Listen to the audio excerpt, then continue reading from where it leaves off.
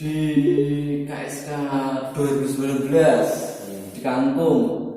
Kenapa temanya enggak gebyuk lagi? Ya, karena gebyuk sudah dipakai di tahun 2017. Oh iya. Iya. Nah, akhirnya kita mencari tema yang lain. Yang tadi disampaikan bahwa Kendal itu banyak potensi lokal atau kearifan lokalnya itu, biar semuanya bisa terjamah. Makanya mencari tema yang lain saat itu kita tertarik pada dialek Kendal. Dialek. Kenapa dialek, Mas? Nah, karena ya ada ya di Kendal itu beda-beda. Jadi dialeknya itu tidak seperti di kota lain setahu saya, tapi di Kendal sendiri tiap daerah punya dialek yang berbeda-beda. Contohnya di Kangkung sendiri itu ketika kita bicara yang lebih, itu kata yang belakang itu diulang. Misalkan kita bicara di Kendal ya, seluruh di Kendal. Kalau dalam bahasa Indonesia mengatakan bagus sekali, dimulai dari Kaliwungu, setahu saya. Dari Kaliwungu mengatakan bagus sekali itu api epol. Ke Bransong masih api epol, Api meni. kemudian masuk ke wilayah kalau Kendal campur-campur. Ke kotanya maksudnya kota Kendal campur-campur, ke Cepiring sudah menjadi api meni. Patepon juga kayaknya sudah mulai api meni. Cepiring api meni. Ke utara lagi, ke utara berarti ke Kangkung. Itu menjadi api pi diulang. Terus kalau ke barat lagi Weleri itu api meni. Jadi ada api epol, api meni, api pi, api meni. Namanya beda-beda. Nah, itu pada satu Kendal. Jadi per wilayah sudah punya dialek sendiri. Itu baru satu kata, belum kata yang lain.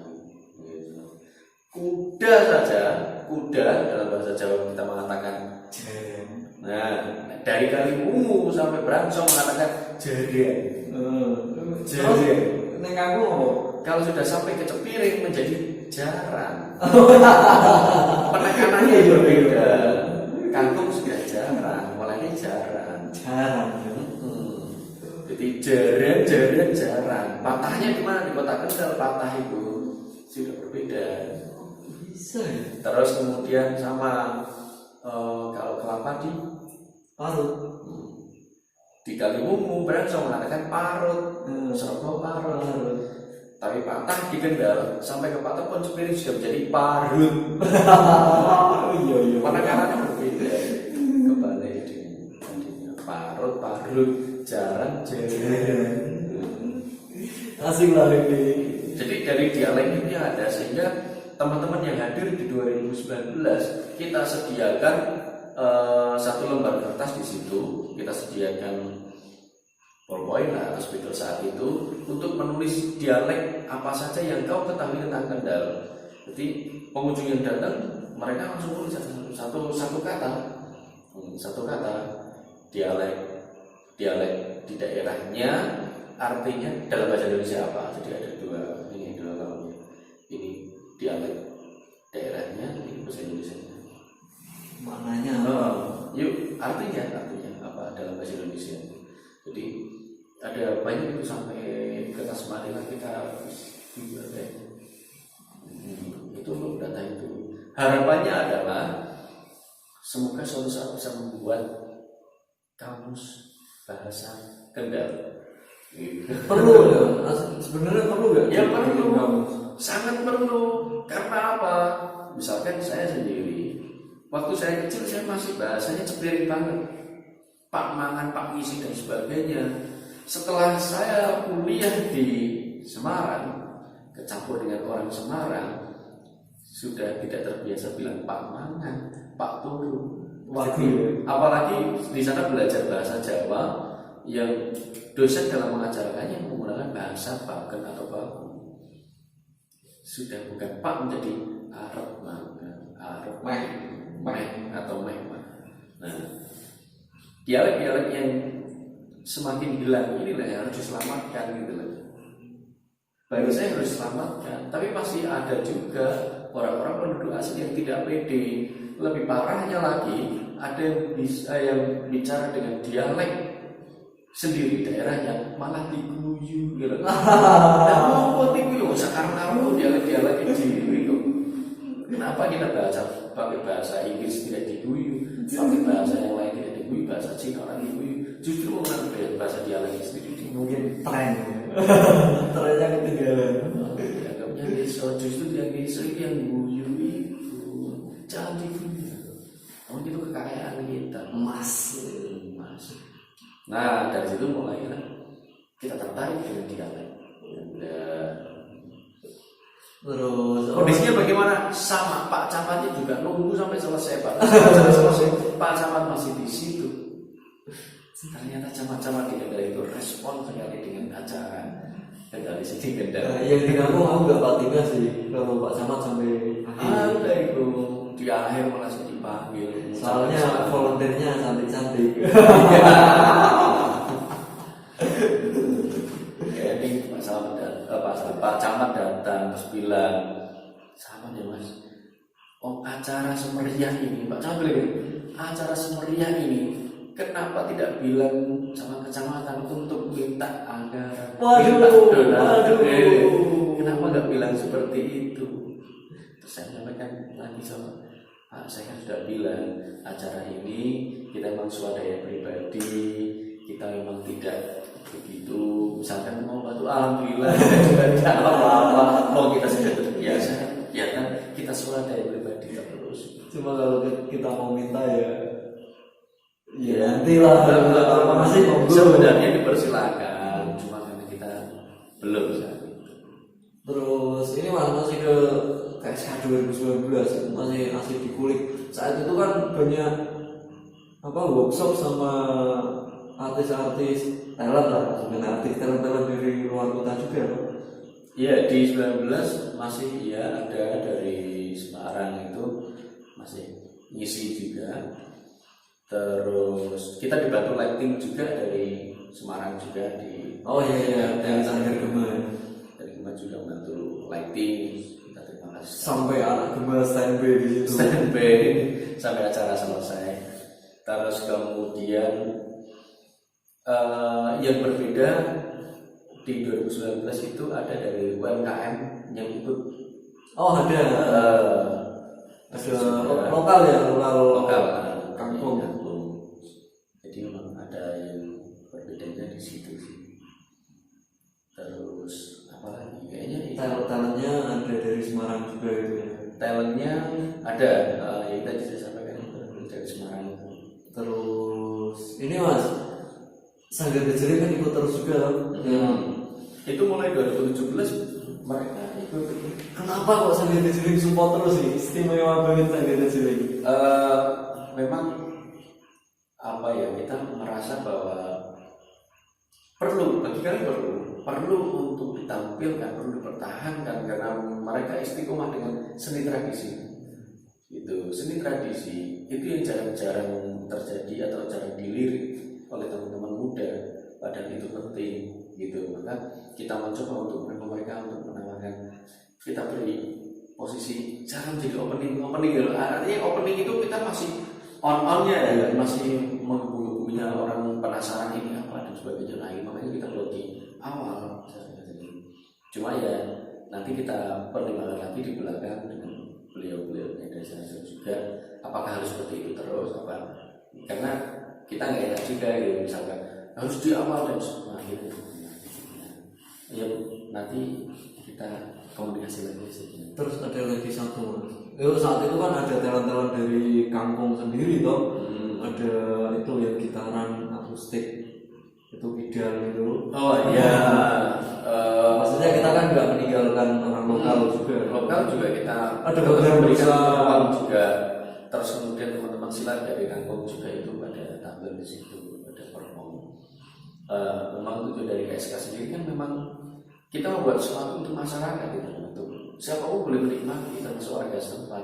Bahkan yang tampil di panggung kita tidak membatasi siapa pun boleh. warga pun boleh gitu. Kemarin juga ada stand up ada bahwa kesenian itu bisa dinikmati siapa saja. Kita tidak mengatakan bahwa kami orang seni, kita ingin eksklusif, kau bukan bagian dan kita membaur saja. Karena apa ada beberapa teman-teman kesenian yang memang membatasi diri, dari sudah mulai pakaiannya berbeda dengan masyarakat setempat, penampilannya dia mulai terus kemudian tidak pernah membaur dengan masyarakat. Misalkan ada undangan selamatan juga tidak pernah hadir, juga tidak pernah di rumah, dia sering di jalan terus gitu. Lalu bagaimana kita mengenalkan masyarakat? Terlebih apa sih manfaatnya kesenian untuk masyarakat gitu? Kan akhirnya datanya di situ. Nah, hadirnya KSK, semoga kesenian itu sangat bermanfaat di masyarakat, bisa dinikmati masyarakat, bisa untuk apa saja. Terus ini mungkin kemarin ramai ya, apa saja yang bikin ramai? Menurut Mas Ian menanggapi seniman plat merah. Seniman plat merah. Kan sempat ramai juga di saat itu. Mas Ian menanggapinya gimana? Ya, ramai, saya kurang begitu paham tentang ramai dan tidaknya. Memang ada sebutan plat merah, ada yang seniman gadungan, ada yang mengatakan Sok seniman, ada ya monggo lah, karena saya kembalikan ke personal masing-masing. Kita yang tahu lah maksudmu berkesenian untuk apa, kita yang tahu. Berarti nggak perlu menilai orang lain. Tidak usah. Namun kalau kalian, ini pilihan loh, ini pilihan. Mau mengatakan bahwa seniman itu adalah orang yang jahat, seniman itu adalah senjata, seniman itu untuk mencari uang yang banyak, seniman itu untuk menghipnotis orang, untuk biar banyak pacarnya, biar ya kan, untuk membohongi orang, untuk sebuah kebaikan, untuk mensiarkan, kan masing-masing ya yang paham. Makanya ya saya kembalikan lagi, ketika saya bicara seni, artinya di situ saya bicara karya. Berarti kita nggak perlu lah menilai apa seniman terserah mereka sendiri. Misalnya kita melihat ya Lain aman. catatan pribadi ya. Tulis dalam hati, oh ini orang ini, oh sudah ya. Yang penting kita ngerti toh. Kalau sudah mengerti ya sudah, berarti kita sudah bisa antisipasi. Terus apa Mas? Saya pengen menanggapi, nah ini kebalikannya, seniman yang antipati sama plat merah. Ada memang beberapa orang yang bahkan sampai dia istilahnya rotok kasar ya, jadi istilahnya anti pemerintahan juga ada. Aku anti plat merah loh. Jangan dijelaskan gimana. Itu ada memang benar, ada yang menyebutnya anti pemerintahan, ada yang anti plat merah, migrasi. Ada, memang ada yang seperti itu, karena dia memang membatasi diri. Saya tidak ingin nanti apa istilahnya terjebak beginilah, tidak ingin nanti saya malah asumsinya saya mencari uang lah. Saya ada yang bilang saya tidak ingin dimanfaatkan. Ya, lebih membatasi dirinya sendiri. Di sekitar kita banyak terjadi itu, dan kalau saya mengatakan kita wajib membaca, tapi kita jangan kemudian bagian dari mereka yang anti dan sebagainya. Karena kita bicara kesenian adalah karya selesai titik. Gitu. Selebihnya sebagai catatan pribadi, sama dengan kita melihat manusia kan itu sudah karakternya masing-masing. Gitu. Kalau orang sudah karakternya, kalau mereka pemburu harta atau uang, selalu berpikir tentang uang, mau jadi apapun dia juga pikirannya uang. Ya, mindset lagi. Mau jadi seniman ya seniman yang berpikir tentang uang, mau jadi politikus ya uang, mau jadi seorang santri atau budayawan ya tetap kembali lagi ke uang. Kembali karakter masing-masing. Oke, terus ini di KSK 2019 kan ada perform musikalisasi puisi dari Paradok. Salah satunya Mas Ian. Mas Ian kan sebenarnya kalau diseragami itu sudah seragamnya teater. Tapi kok kenapa membelok ke seragam musik Iya. dan sastra, puisi ya, musikalisasi puisi. Ini. Apa ini? Saya garis bawahi di awal dulu. Tak kembalikan pernyataannya yang tadi. Teater itu universal. Semuanya ada komplek kan. Tapi, nah ada tapinya. Yang saya pelajari di teater itu memang saya belajarnya ke aktoran. Lebih nyaman di situ memang, tapi saya tidak ingin selesai di zona nyaman saja. Bolehlah ketika saya harus belajar yang lain. Meskipun saya bergabung di kelompok musik, artinya saya tidak meninggalkan nilai-nilai teater yang ada. Saya memilih pada wilayah tidak jauh dari aktoran atau teater sebagai pembaca puisi. Karena versi masih acting basic dari bermain peran, salah satunya adalah belajar membaca puisi. Itu untuk apa? Untuk kita belajar menghayati. Malah basic itu ya? Itu bagian dari latihan teater. Itu salah satunya orang teater harus bisa musikalitasnya harus ada, harus punya baca puisi juga gitu. Harus mampu filmnya ada puisi sehingga mampu membaca itu, tidak datar gitu. Membaca puisi memperhatikan itu juga. Itu bisa diterapkan. Makanya semua bisa diterapkan di teater. Terus apa? Menurut Mas Ian, paradok ini kan musikalisasi puisi. Ini ranahnya akan ke puisi saja atau akan berlanjut ke lagu-lagu top 40 atau gimana? Sebenarnya kalau kita bicara paradok lebih seger lagi kalau personalnya diundang. Wah, nanti salah satu tak parah nih. Karena aku lebih suka.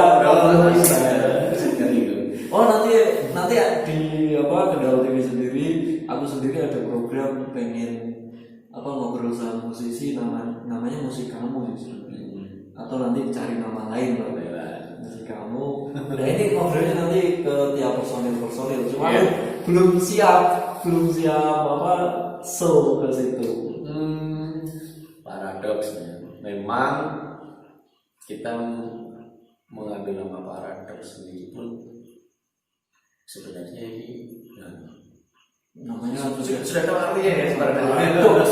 Paradoks jadi antara baik atau buruknya bisa dikatakan baik, bisa dikatakan buruk, tinggal siapa yang melihat atau apa yang dihadapi atau apa yang dikerjakan. Misalnya gini, pisau itu juga paradoks, tergantung siapa yang bawa. Di tangan seorang pembunuh maka dia menjadi jahat, di tangan koki maka dia untuk mengiris sayuran menjadi baik. Terus kesenian bisa nggak paradoks? Bisa gitu. Semua yang ada di kehidupan ini paradoks semua. Ini perlu kuat-kuat ini. Itu kan kita ambil nama paradoks. Terus kemudian kenapa sih musik yang digarap kok musikalisasi puisi gitu kan? Ya karena kita tertarik di situ. Awalnya ada paradoks, coba itu cerita panjang gitu nanti. Gimana? Kita singkat. Cerita singkatnya adalah paradoks itu awalnya kita ngumpul dari beberapa guru yang ada di salah satu. Guru ya, semuanya guru. Formasi awal kita hanya saya dan Pak Aji, kita cuma berdua dan yang lulusan lain guru dari mana itu? di salah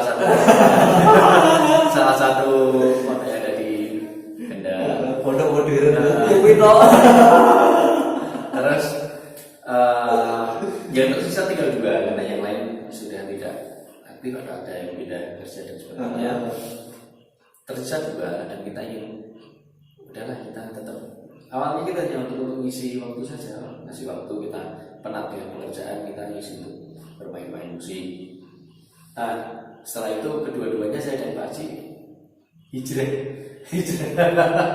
Sudah kita disuruh lagi, kita resign, kita pindah tugas. Sadar sekolah yang baik. Nah, kita memang begitu, kita memang yang kita memang nggak pengen sadar gitu. Kita nggak pengen sadar bahwa pekerjaan dalam tanda kutip pekerjaan formal itu adalah sampingan sebenarnya. Pekerjaan sebenarnya kita adalah berseni-seni. Tugas dari Allah itu untuk berkesenian, guys. Itu amanat kayak ilmu untuk berkesenian, kenapa nggak digunakan? Itu pekerjaan utama. Nah, kita berkesenian. Jadi ketika pindah tugas di sekolah lain, kita juga kan masih kumpul nih. Kebetulan ketemu dengan alisnya yang ngajar di situ juga. Terus kemudian bertiga kita nyanyi-nyanyi, terus kayaknya Kurang dentuman. cuma bertiga nyanyi terus ngopo gitu, podoe sama yang lain. Terus akhirnya yaudah kita buat formasi, ketemu dengan pemain biola, ketemu dengan pemain basis saat itu, terus pemain dari kacang, cimbi dan sebagainya. Komplit kan. Saat itu ditawari tampil di di salah satu kafe yang ada di Mulai. Kita tampil di situ. Kafenya inisial B. Terus di situ saya bawakan 2 puisi. Langsung kita jadi udahlah kita main nggak usah cover-coveran karena di sini banyak yang tampil saat itu, banyak band yang ditampilkan. Karena kita sama saja dengan yang lain, kita harus buat sesuatu yang beda. Barulah ada 2 puisi yang kita bawakan, kita garap. Ternyata klub dengan satu tim ini, ya udah ada 2 puisi kita garap saat itu. Ternyata ketika yang main-main masih riuh ya kan ketika kita tampil kok senyap hening jadi ruang sana kalau mati ikut perlu ya udah kita tampil aja selesai pada tanganku tak kira itu sepi karena tidur apa menikmati. semoga menikmati karena mungkin beda terus setelah itu baru beberapa tawaran, matikan laguku ya akhirnya di beberapa tawaran kita musik terus. Karena saat itu kita masih antara kita mau bawa cover apa musik sih ya. Jadi ketika setelah tampil itu ketika ada yang nawari kita tanya, kira-kira lagu ini pengen musik apa coveran? Musik sebenarnya kayak gimana api? Oh iya sih. Spesifik ya. Ternyata beberapa tempat yang menginginkan kita tampil di situ karena menonton di kafe pertama kali. Akhirnya ya sudah kita menampilkannya lebih sering meskipun ada beberapa tempat atau teman wedding di situ di daerah Kendal yang sengaja Paradox suruh tampil ke situ. Kita pun bingung, kita kan musik puisi tiba-tiba suruh tampil ke sini. Ternyata dia request akustikan. Habis tampil lagu pop. Yang kita tampilkan tidak hanya pop, ada lagu lagu misalkan lagu santai, tapi tetap aransemennya ya kita buat pop ya, akustik. Tetap jadi lagunya lagu koplo tetap versi akustik. Gitu. Jadi bisa karo-karo ya.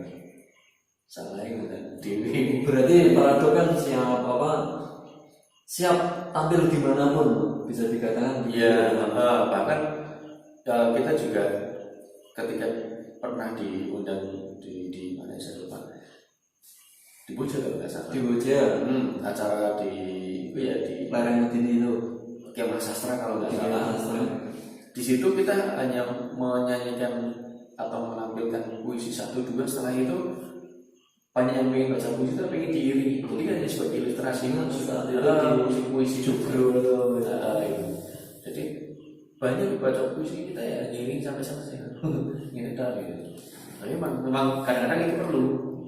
Delay kebetulan teman-teman yang tampil di Paradox ini personilnya itu kita sudah pengalaman menjadi ilustrasi musik di teater sehingga tidak kacau atau tidak kaget ketika tiba-tiba ada yang minta baca puisi diiringi secara spontan.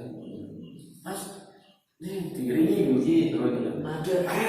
Aku pengen baca puisi tapi diiringi lagu sendu. Siap loh ya. So kalau sudah pernah jadi barisan atau ngiringi di teater, paham Wani. Lagu sendu seperti apa? Aku pengen iringan yang romantis, aku pengen yang ngebeat, aku pengen yang sama saja.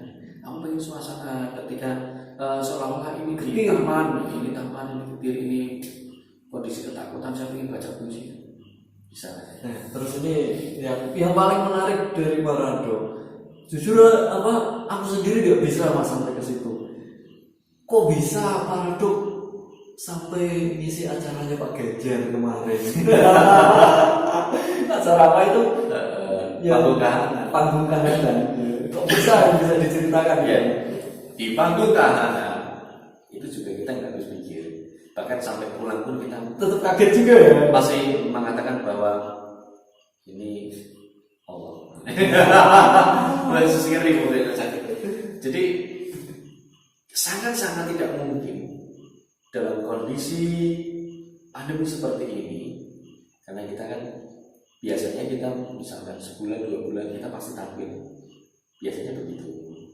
Oh bulan ini enggak, barangkali besok, apalagi sebelum ini kita hampir sebulan sekali pasti ada yang menginginkan kita tampil situ atau kita ngisi acara pasti gitu. Nah kadang paling lama 2-3 bulan. Lah setelah ada orang seperti ini kita baru semua kegiatan dibatasi kan. Bahkan kalau tidak ada, bahkan sampai teman-teman mau ngadain acara apapun semuanya cancel semua. Entah pending entah cancel, yang jelas mereka batal gitu. Ngadain acara. Nah kita kan jauh ya. Paradoks itu tidak semua personelnya orang yang domisili di Kendal.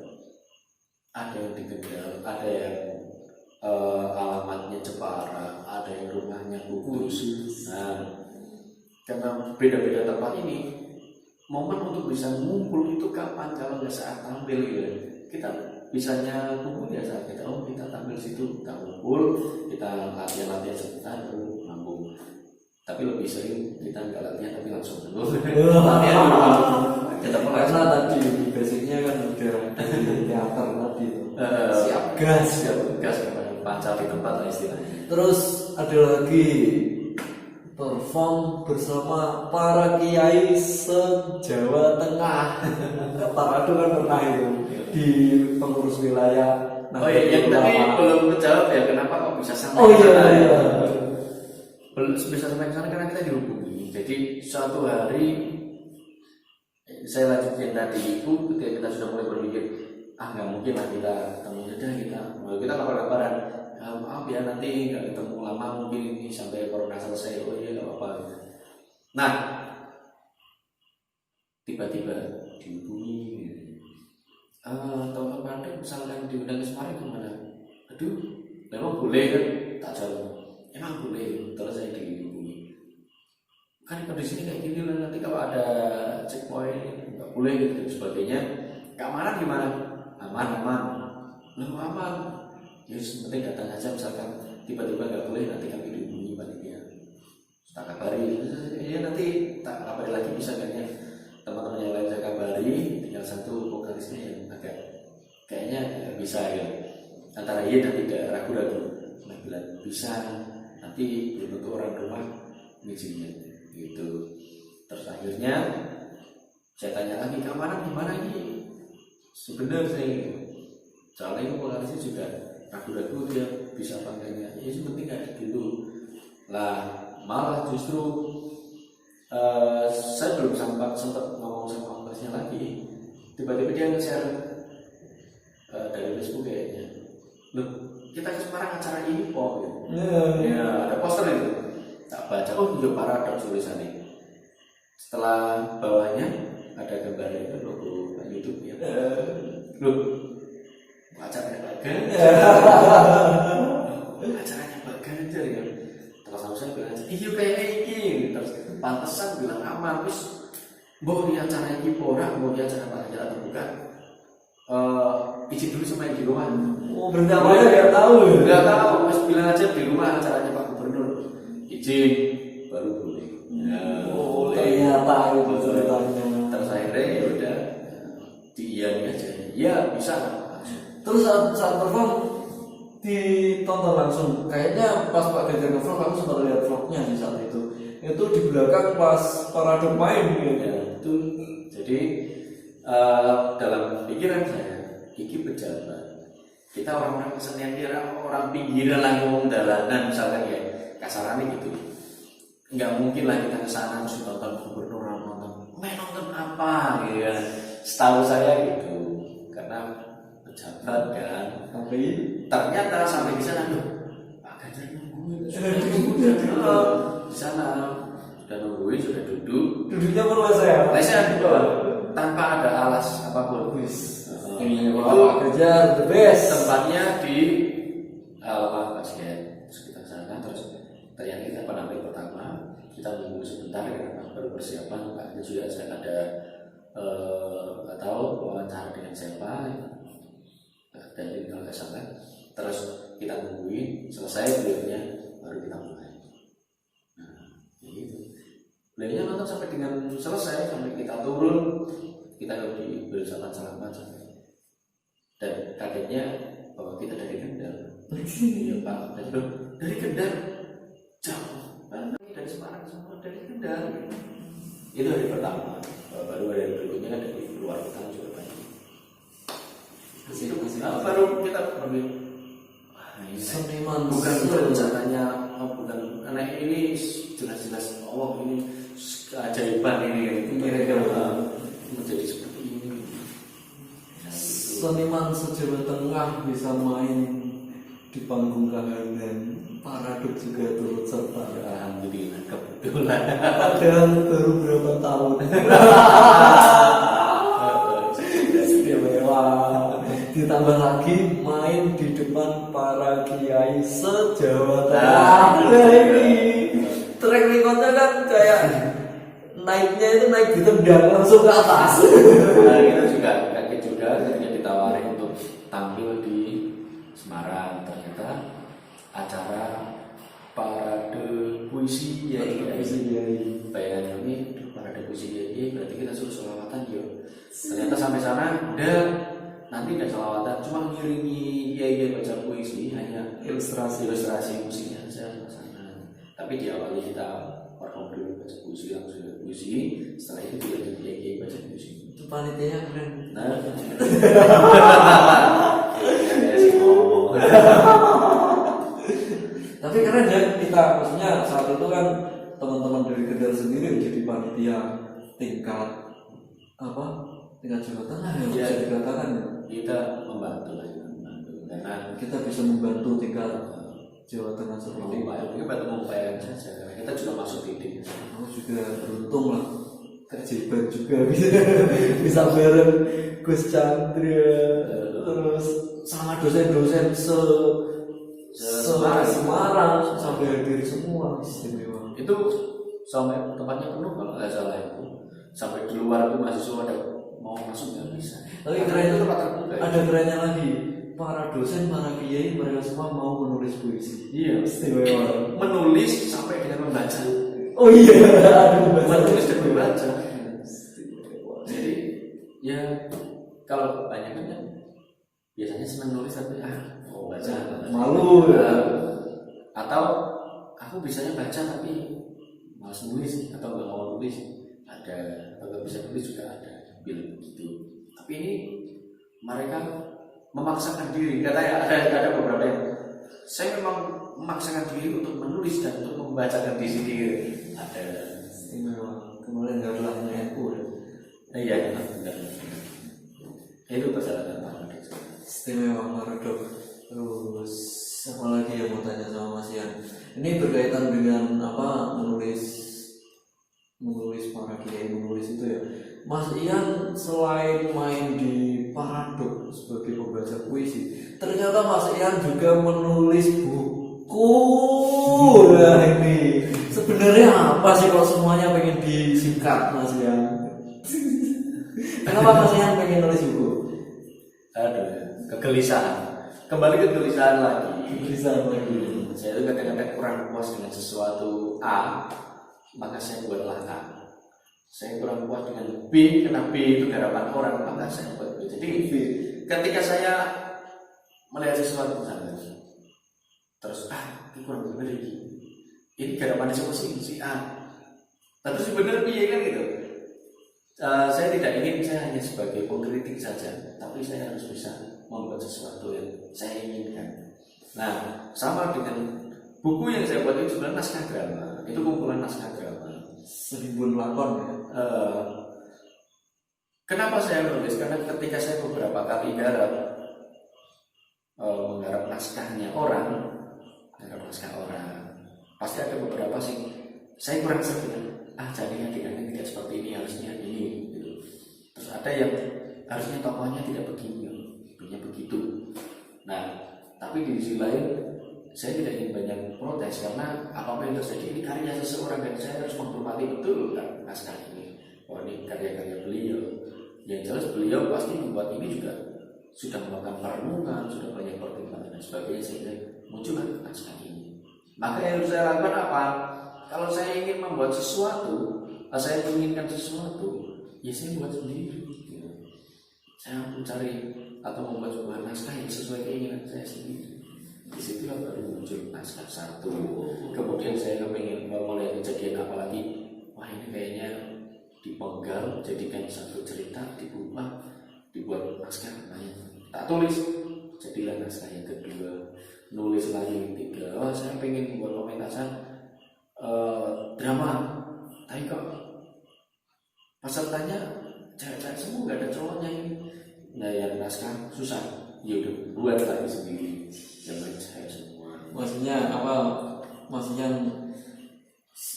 juga kita mengkritik terus tapi kita nggak ada sesuatu, kita memberi contoh juga, kita juga bisa ya, bukan karya, bukan contoh sih, tapi memang kita menciptakan sesuatu yang memang itu sudah seharusnya keinginan kita sendiri. Itu tidak hanya selesai dikritikkan, tapi terus ada tindak lanjutnya.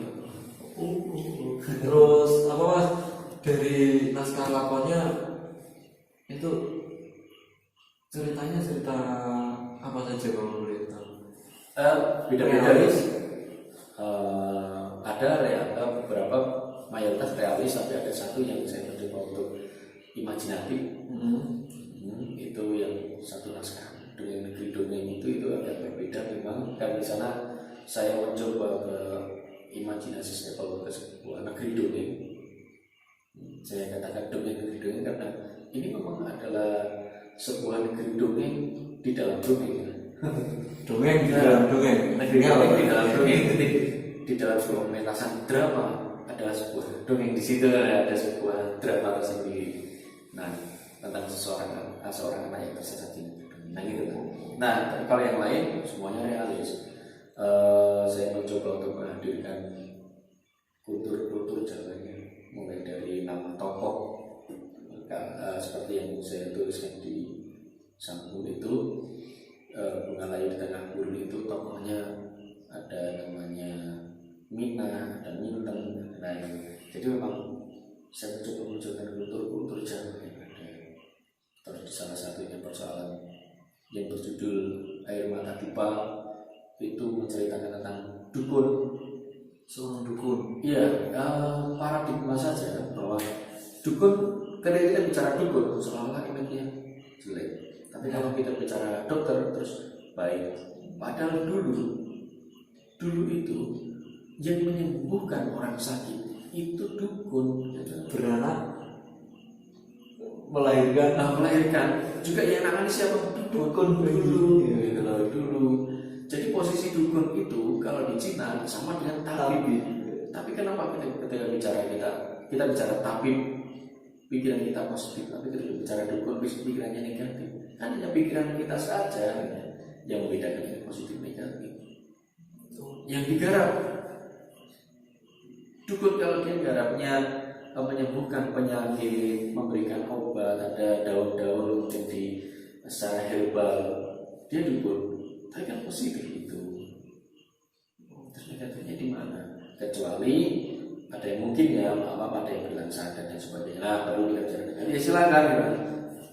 Tidak semuanya diketahui bahwa semua dukun jelek, enggak. Ada berapa naskah tadi mas yang di buku 1008? 4 kalau nggak salah. Karena ada beberapa. Jadi sebenarnya naskahnya kan ada beberapa ya, lebih kalau 4 lah. Cuma saya tidak administratif, orang open ya. Tapi kan beberapa naskah itu tercecer nggak tahu mana. Sudah apa? 80 halaman lebih ya? Enggak paham. Kalau semuanya dikumpulkan ya iya, tapi kalau itu sudah beli, tapi belum baca. Itu berapa halaman. Tapi semuanya sudah pernah dipentaskan. sudah pernah. Ada yang Monolog nggak ada. nggak ada. Naskah monolog nggak ada. Itu semuanya non monolog. Yang salah satunya malah pernah dipentaskan yang berjudul Setinggi Rumput itu dipentaskan sama ibu-ibu. Nah ini menarik. Ibu PKK. Ibu-ibu PKK. Jadi di kampung itu ada ibu-ibu pengen main drama. Jadi awalnya ibu-ibu pengen main drama. Padahal kesehariannya ibu-ibu itu sibuknya melebihi bapak-bapak. Bapak itu kadang kerja, kadang makanan bapak kerja sibuk memang dari pagi sampai dengan pulang kerja selesai. Ibu-ibu pagi ketika saya anggap kerja lah itu, pagi kerja menyiapkan makanan, menyiapkan anak untuk ke sekolah, kemudian siang menyiapkan anak lagi kerja lagi ya, belum lagi nyuci baju, nyuci piring, terus malam menyiapkan kerja satu hari dia kerja sampai malam, sampai menidurkan anaknya, belum lagi bapaknya. Nah, jadi dalam satu hari dia kerja terus sampai malam. Tapi ibu ini mau belajar pemeranan atau main drama. Padahal latihan kan cuma sehari ya. Nah, berhari-hari. Nah, ada sedikit cerita lucu ketika ibu-ibu ini awalnya mereka semangat, terus kemudian reading, ternyata karena semangat mereka sempat hafal. Setelah hafal, terus mencoba dengan blocking, sudah mulai acting gitu kan, kita siapkan. Berhubung latihannya malam, setengah 8 baru dimulai. Kadang-kadang jam 8 baru datang. Nah, sehingga selesainya mungkin lebih dari jam 9. Tapi awalnya, nah kejadian lucu di awalnya. Jam 8 baru kumpul, kita briefing sebentar, terus memantapkan hafalan-hafalannya. Oke, kita mulai acting. Silakan set ditata. Nata set itu sampai jam 9 ini. 9 kurang sudah belakang. Baru kita set ada salah satu ibu HP-nya bunyi telepon. Setelah telepon mengganggu sambil senyumnya agak enak, terus kayak ada sesuatu ada sesuatu kan akhirnya tak pending break, nunggu ibu yang lagi telepon selesai. Dia bilang, tiba-tiba nunggu saya, dia bilang, mas maaf ya aku bujuku gak pernah aku balik ini, mas aku naik sini orang wani, mas aku gak balik, padahal saya baru saja ditata. Dan ibu udah lupa, keluarga lebih utama. Saya begitulah karena sudah berkeluarga. Pulang besoknya saya coba hubungi ke ibu-ibu semua, tapi setelah itu baru kita bahas enaknya gimana. Jadi diizinkan. Besok ada ibu yang sana mengizinkan ini suaminya, kita sepakati latihan mulai setengah 8 tes, tidak boleh kurang, tidak boleh lebih. Sepakat. Iya tepat. Besoknya tepat setengah 8 sudah datang semua, kita latihan jam 9 selesai. Mendekati pentas saya bilang lagi, ini nggak bisa kalau kita hanya latihan setengah 8 sampai jam 9 selesai, kurang waktunya. Satu putaran evaluasi nggak cukup, harus ada 2 atau 3 putaran. Akhirnya saya menyarankan untuk izin ke suaminya masing-masing, pulangnya maksimal jam 11. Dan diizinkan. Akhirnya kita latihan dari setengah 8 sampai jam 11. Padahal sama ibu-ibu itu gak gampang. Karena semangat. Keren Mas yang totalitas di dunia teater. Ayo kebetulan apa kortet ahlinya ahli ya. Dunia teater terus senang. Mas Yan, apalagi yang ingin diceritakan di dunia teater, barangkali aku belum bisa mengungkap tadi, belum bisa menanyakan. Di dunia teater ya, saya jadi teringat ketika hari-hari kemarin para pendidik, guru, bahkan negara mengatakan bahwa krisis mental terhadap anak-anak kita atau para pelajar, mereka harus belajar karakter, harus pendidikan karakter dan sebagainya. Maka saya mengatakan pendidikan karakter itu kalau saya secara pribadi saya dapatkan di teater. Di situ saya belajar.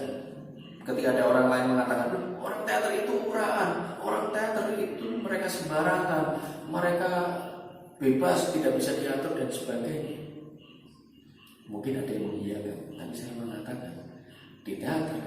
Saya diajarkan untuk belajar membatasi diri, belajar memahami orang lain, sehingga saya tahu bagaimana sikap saya ketika saya harus bertemu dengan siapa. Meskipun di teater saya diajarkan acting, kenapa saya tidak acting ketika harus bertemu dengan seseorang? Misalkan saya di hadapan seorang guru, apakah saya harus begini? Apakah saya harus mengangkat tangan saya harus bicara etika? Saya belajar etika di teater. Memang kadang-kadang kita tidak nyaman ketika harus melakukan sesuatu yang tidak sesuai keinginan kita, tapi di situ kita diajarkan acting. Kenapa kita tidak acting? Di panggung kita bisa acting, dunia lagi kenapa tidak acting? Ada lagu ya? Kini ini bagusan di mana? Bisa. Nah itu. Dari situ saya belajar. Masuk akal. Istimewa Mas Yan. Mas Yan, kita ngobrol udah panjang, mungkin bisa kita lanjutkan lagi lebih dalam lagi, obrolan lebih intens lagi di lain kesempatan. Amin. Tapi sebelumnya Mas Yan kasih sesuatu lah buat Kendal TV, buat upload story ya, buat semangat, motivasi atau evaluasi gak apa-apa. Nah, evaluasi apa ya? Sudah menarik. Artinya acara ini memang harus ada di Kendal. Harapan saya Kendal TV ini, Kendal TV semoga menjadi ikon di Kendal, bahwa apa yang terjadi hari ini itu merupakan sejarah bagi saya. Saya bisa bicara panjang lebar dan semoga disimak banyak orang. Biasanya saya bicara sendiri itu sama yang ini tidak ada yang mendengarkan. Satu, yang kedua, Kendal TV itu intens menghadirkan orang-orang kesenian yang mungkin tidak begitu dilirik di Kendal, tidak dilirik di Kendal karena usianya mungkin masih terlalu muda, pengalamannya masih terlalu pendek. Tapi salah satu yang pernah saya lihat di situ ada Mustafa. Dia dari desa, dari Tanjung Mojo, Kecamatan Kangkung, Kecamatan Kangkung. Tapi dia dapat beasiswa di Jogja, di CFA, Jogja Film Academy. Oh iya, dapat beasiswa, tapi dia dapat beasiswa di CFA. Itu dia nggak biaya sendiri, itu sebuah pilihan di sana. Terpilih, dia tidak memilih, dia terpilih untuk di sana. Hebat teman-teman tinggal. Satu lagi yang saya lihat itu ada Stianaka Andrian, itu tabak omaya Kertomulyo Brangsel Solo Jalan Raya, tapi dia mampu sampai ke Eropa berkendara dengan puisi. Puisinya disukai oleh Leiden University. Diundang ke sana, sampai masuk museumnya juga. Museumnya sana, akhirnya dia diundang ke sana, ditawari mau berapa hari di sini, berapa bulan. Dia pilih 2 bulan di sini, hidupnya dibiayai, semua transport dibiayai. Hanya itu aku menulis gara-gara puisinya. Di Kendal itu orang-orang muda lebih muda daripada saya. Ya benar kata wajah seumuran. Nah begitulah. Banyak orang-orang muda dan Kendal TV ini intens menghadirkan beliau-beliau. Barangkali menurut saya sendiri, saya udah tulis ada hampir 50 teman-teman seniman yang akan saya kulik, dan itu menurutku teman-teman yang memang ini layak untuk kita kayak nggak diangkat kayak apa gitu ya, layak untuk kita obrolkan lah di sini. Ya, karena memang harus diobrolkan itu, jangan dibiarkan maneman ya itu. Salah satu bentuk apresiasi dengan seperti itu. Dia tidak harus melulu uang itu belakangan lah, itu datang dengan sendirinya. Kalau sudah nggak bisa apa-apa ya sudah, keluarkan uang saja. Kalau masih bisa begini, kita begini. Gitu. Betul. Oke Mas Yan, terima kasih atas semangatnya, aku jadi makin intens lagi. Dan teman-teman nanti pastinya akan saya hampiri semuanya. Siap-siap saja. Oke, terima kasih Mas Yan. Sampai jumpa. Assalamualaikum warahmatullahi wabarakatuh.